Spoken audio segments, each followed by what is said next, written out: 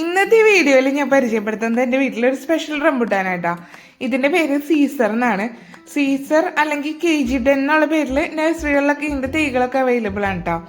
ഇതൊരു 10 എണ്ണം 1 കിലോ ഒക്കെ ഉണ്ടെന്നാണ് പറയാറ്. എന്നാലും നമുക്ക് 10 എണ്ണം 1 കിലോ ഒന്നും കിട്ടാറില്ല. നമുക്ക് ഒരു 10-നും 15-ൻ്റെ ഇടയിൽ വരാറുണ്ട്. 15 എണ്ണത്തിലൊക്കെ താഴെ മതിയാവും നമുക്ക് 1 കിലോ കിട്ടാനായിട്ട് കേട്ടോ. പിന്നെ അത് മാത്രമല്ല, ഇത് അത്യാവശ്യം നല്ല വലിപ്പമുള്ളത് കൊണ്ട് തന്നെ നല്ല ഫ്ലഷും ഇതിൻ്റെ ഉള്ളിലുണ്ട്. നമുക്ക് ഒരെണ്ണോ അല്ലെങ്കിൽ 2 എണ്ണോ ഒക്കെ കഴിക്കുമ്പോഴേക്കും നമുക്ക് അത്യാവശ്യം നല്ല വയറ് നിറഞ്ഞതുപോലെ ഫീൽ ചെയ്യും.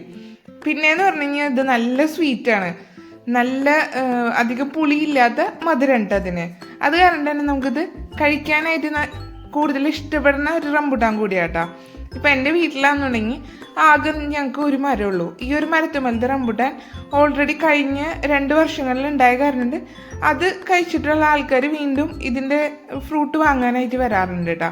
നോർമൽ N18-നേക്കാളും നല്ല ടേസ്റ്റായിട്ട് ഈ ഒരു റംബുട്ടാൻ. അപ്പോൾ ഇത് നമ്മൾ ഷോപ്പിൽ കൊടുത്ത് നോക്കിയിട്ടൊന്നുമില്ല, നമ്മുടെ അടുത്ത് നിന്ന് സ്ഥിരം വാങ്ങുന്ന ആൾക്കാർ തന്നെയാണ് വാങ്ങാറ്. ഇത് N18-നും അതുപോലെ തന്നെ E35-ഉം തമ്മിലുള്ള ഡിഫറൻസ് ആയിട്ട് കാണിക്കുന്നത്. N18-ൻ്റെ ഇതിൻ്റെ പകുതിയൊക്കെ വലിപ്പം കാണിക്കുന്നുള്ളൂ.